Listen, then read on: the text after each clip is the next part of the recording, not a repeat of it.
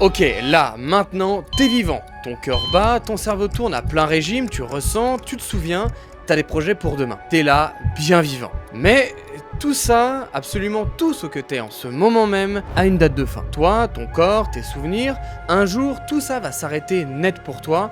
Et ce que personne ne te raconte jamais, c'est ce qui vient après. Pas juste après ton dernier souffle, mais bien longtemps après tout ça. Quand ton corps aura disparu, quand la Terre elle-même aura disparu, quand le soleil se sera éteint pour de bon. Parce que, en réalité, ta mort, c'est pas une fin. C'est le début du plus long voyage qui existe. Un voyage que tes atomes vont faire pendant des milliards, des milliers de milliards d'années. À travers la Terre, l'espace, les étoiles, jusqu'au dernier instant de l'univers. Et aujourd'hui, on va suivre ce voyage. De ton dernier battement de cœur jusqu'à la mort de l'univers lui-même. Et je te préviens, c'est brutal, c'est effrayant, mais à la fin, tu regarderas ta propre vie complètement différemment. Alors accroche-toi parce qu'on commence par l'instant le plus proche de toi, l'instant précis de ta mort. La mort, c'est pas le noir direct. Dans tes dernières secondes, ton cerveau fait un truc que les scientifiques n'arrivent toujours pas à expliquer. Ton cœur s'arrête. Instinctivement, tu imagines que tout s'éteint d'un seul coup, comme un interrupteur que tu coupes. Sauf que la réalité est bien plus étrange. Parce que des scientifiques ont réussi un truc très rare. Mesurer l'activité du cerveau de patients à l'électroencéphalogramme, au moment exact où leur cœur a lâché. Ils ont enregistré en direct ce qui se passe dans un cerveau humain au moment de mourir. Et ce qu'ils y ont vu, personne ne s'y attendait. Et oui, parce que le cerveau ne s'éteint pas doucement. Au contraire, il produit une bouffée soudaine intense d'ondes gamma, les ondes les plus rapides du cerveau. C'est même celles associées à la concentration extrême, à la conscience et surtout à la mémoire. Et le détail le plus terrifiant là-dedans, c'est que cette explosion se déclenche pile dans la région liée aux souvenirs et aux expériences hors du corps. Est-ce que tu réalises ce que ça pourrait vouloir dire ? Eh bien, peut-être que dans ces derniers instants, alors que ton corps lâche prise complètement, ton cerveau s'embrase une dernière fois et rejoue quelque chose, ce fameux défilé de toute une vie, que décrivent tant de gens revenus de très près de la mort. On n'en a pas la preuve absolue honnêtement, mais c'est mesuré, c'est réel, et la toute dernière chose que tu vivras, ce sera peut-être ta propre vie entière, une dernière fois, en un éclair.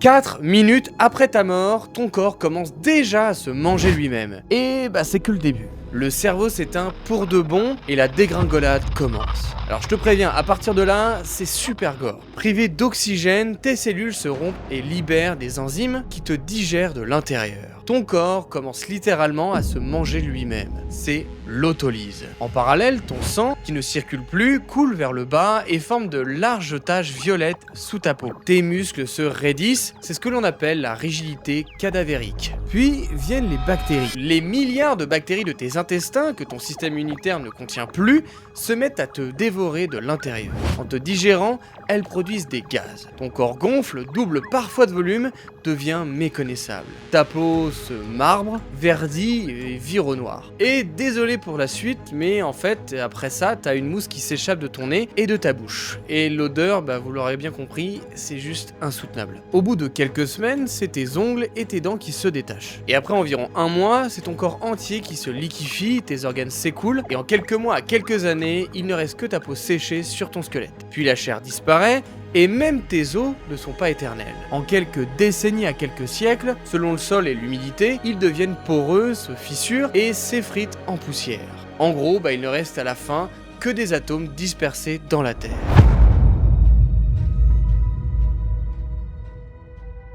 Est-ce que tu connais le prénom de ton arrière-grand-père, sa voix ? Eh bien, je suppose que non. Alors, voilà exactement ce qui va t'arriver à toi.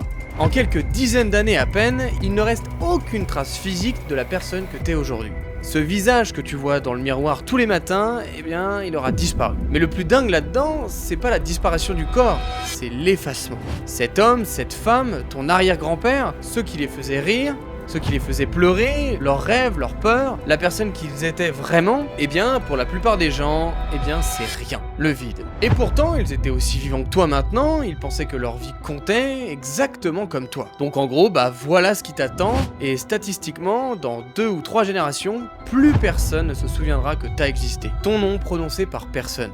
Sur les vieilles photos, personne ne saura que c'est toi. Tout ce que tu as vécu, ressenti, tout ce pourquoi tu t'inquiètes aujourd'hui, eh bien ça sera complètement effacé. Comme si tu n'avais jamais été là. Et si tu crois que c'est le pire, eh bien c'est même pas le début. Parce que tes atomes, eux, ne s'arrêtent pas là. Parce que leur voyage à eux commence à peine.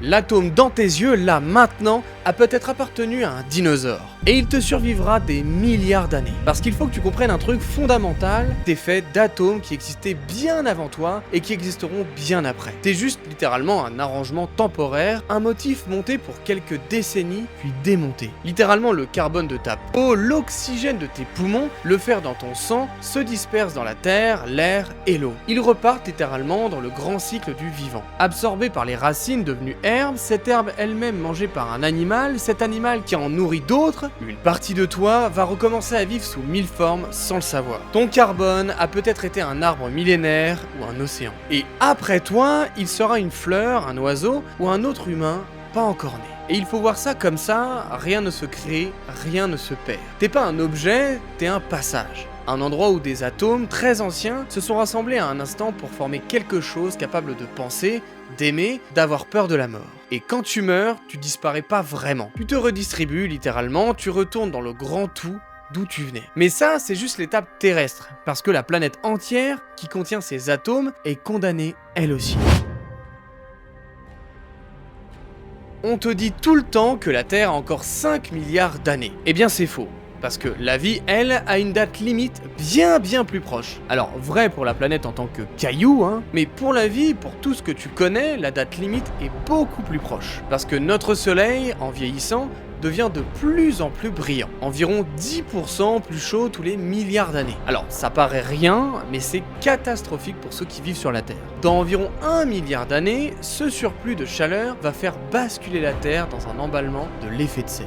Bon, voilà comment. La chaleur évapore un peu plus les océans, mais la vapeur d'eau est elle-même un gaz à effet de serre. Plus il y a de vapeur, plus il fait chaud. Et plus il fait chaud, plus les océans s'évaporent. Un cercle vicieux et ça sans retour. Jusqu'à ce que les océans entiers s'évaporent dans le ciel, puis disparaissent dans l'espace. La Terre deviendra un désert brûlant, stérile, une jumelle littéralement de Vénus. Et le vrai final vient bien plus tard, dans environ 5 milliards d'années. Le Soleil, à court de carburant, enfle et devient une géante rouge. Une boule monstrueuse qui engloutit Mercure, Vénus, puis s'approche de la Terre.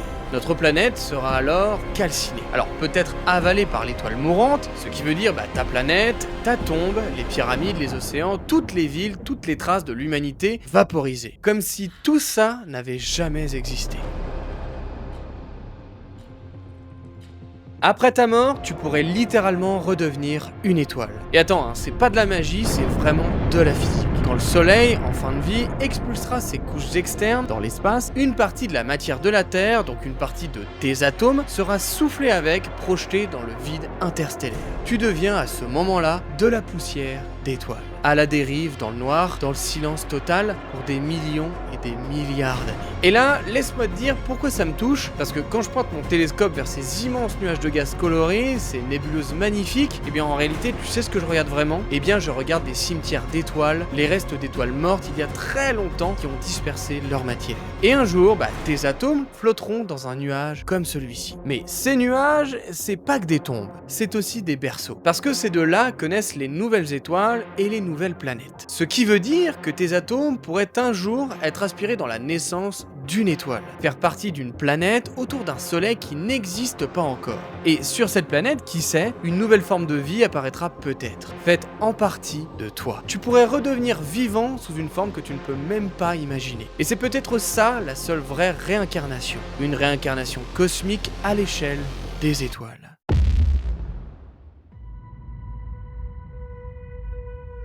Voici à quoi ressemblera le tout dernier jour de l'univers, et après ça, il n'y aura plus rien qui se passera. Même cette danse des étoiles, ce recyclage éternel, eh bien, ça a une fin. Alors, suis bien, parce que les échelles de temps vont devenir complètement absurdes. Petit à petit, les étoiles s'éteignent les unes après les autres, et il y a de moins en moins de gaz pour en fabriquer. Jusqu'au jour où, la dernière étoile de l'univers naîtra, brillera, puis s'éteindra, dans environ 100 000 milliards d'années. Et à cet instant, pour la première fois depuis le Big Bang, l'univers deviendra totalement noir.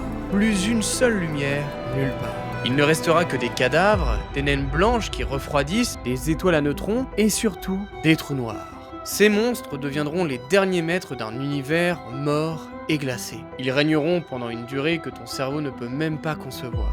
Un 1 suivi de 100 zéros d'années. À côté, l'âge actuel de l'univers, c'est moins qu'un battement de cils.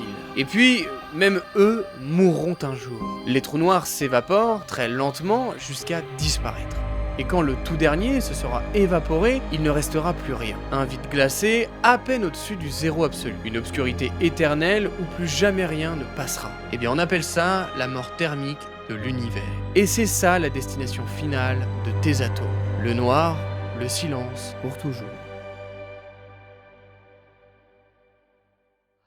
La science peut suivre tes atomes pendant des milliards d'années. Mais ta conscience, elle va où? Eh bien ça, personne ne le sait. On a suivi ton corps, tes atomes, ta planète, ton univers jusqu'à la fin, mais il reste une question. La seule qui compte vraiment, les atomes, d'accord, ils voyagent jusqu'à la fin des temps, mais toi, ce truc qui regarde à travers tes yeux, qui pense, qui a peur devant cette vidéo, où est-ce que ça va? Et je vais être totalement honnête avec toi, parce que c'est trop important pour te mentir, parce que la réponse la plus terrifiante, c'est que personne n'en a la moindre idée. On sait suivre chaque atome de ton corps à travers l'univers, mais ce sentiment d'être toi, ce point de vue unique sur le monde, eh bien, on sait pas d'où ça vient, ni où il va quand tu meurs. Peut-être bien nulle part, peut-être qu'il s'éteint comme une flamme, le noir, rien, la fin de l'expérience pour toujours. Bon, il y a bien des physiciens qui murmurent des idées vertigineuses, que l'information ne peut jamais être totalement détruite, que chaque instant que t'as vécu est peut-être encore là, figé à jamais dans la structure du temps. Une forme d'éternité, mais aucun ne peut promettre que toi, ta conscience, tu continues quelque part. Personne n'a cette réponse. Et cette incertitude-là, ce trou noir au bout de ta vie, c'est peut-être ce qu'il y a de plus vertigineux dans toute ton existence. Hello tout le monde, bon j'espère que la vidéo vous aura plu, n'hésitez surtout pas à la partager, liker, commenter cette vidéo. On approche des 100 000 abonnés, alors je compte sur vous. Le documentaire sur Artemis 2 sort très bientôt sur YouTube, alors ne loupez surtout pas ça. Sur ce, je vous souhaite une bonne journée, une agréable soirée, c'était Indiana Space.